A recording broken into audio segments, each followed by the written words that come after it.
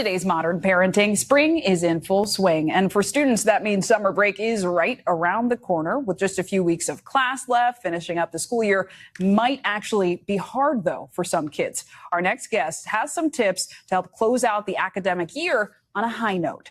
Joining us now is academic advisor and author Ana Homayoun. Ana, always great to have you. Thank you for having me. Okay, let's start with the basics. Why do some students, some young people, have a hard time this time of year? Well, spring isn't just a busy time. It is so emotionally heavy, right? We have graduation, we have tests, we have shifting friendships, and we also have, all the things that we're navigating with the end of the school year. Mm-hmm. And so oftentimes students go into emotional overwhelm. They're trying to process all this stuff, but it's a lot. Mm-hmm. And so instead they look like they're checking out in April and May, but really they just don't have the cognitive tools to navigate all this. Yeah, can we dig into that more? Yeah. Because I remember even feeling checked out. But what is actually going on with your student, with your young person, if you see that going on? Well, I think it's really important to understand the brain science behind this, right? And it helps us as parents and caregivers really respond appropriately. So when our brains feel emotionally flooded, it is really hard to organize, plan, get things done, make decisions. We know this as adults, but the part of the brain that deals with this is the prefrontal cortex,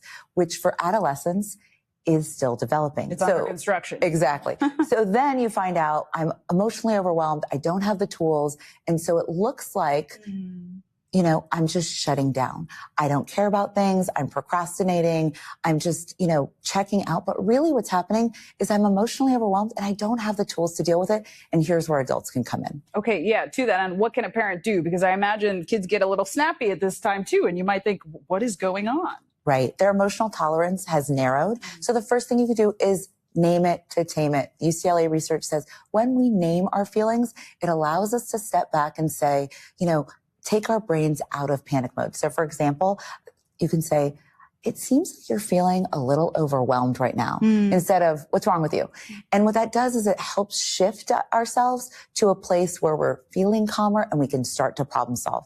And then after that, what you want to do is regulate before you redirect. So what that means is trying to have a conversation with an emotionally overwhelmed teenager is nearly impossible. It's tough. Yes.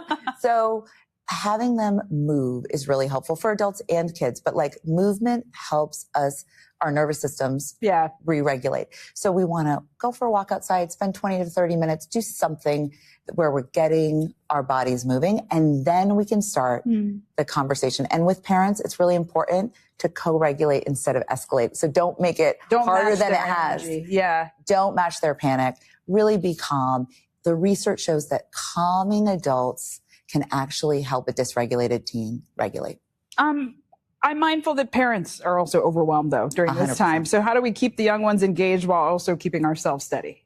I think it's important to understand that what works for kids also works for parents. So naming how you're feeling, giving yourself time for transitions, giving yourself spaces of silence so you can process things. And also in April and May, it's a good time to say, what can I let go of right now? Yeah. So that I'll put it on my list in June. To that end, what is maybe one most important thing that both parents and students should prioritize in this end of year season?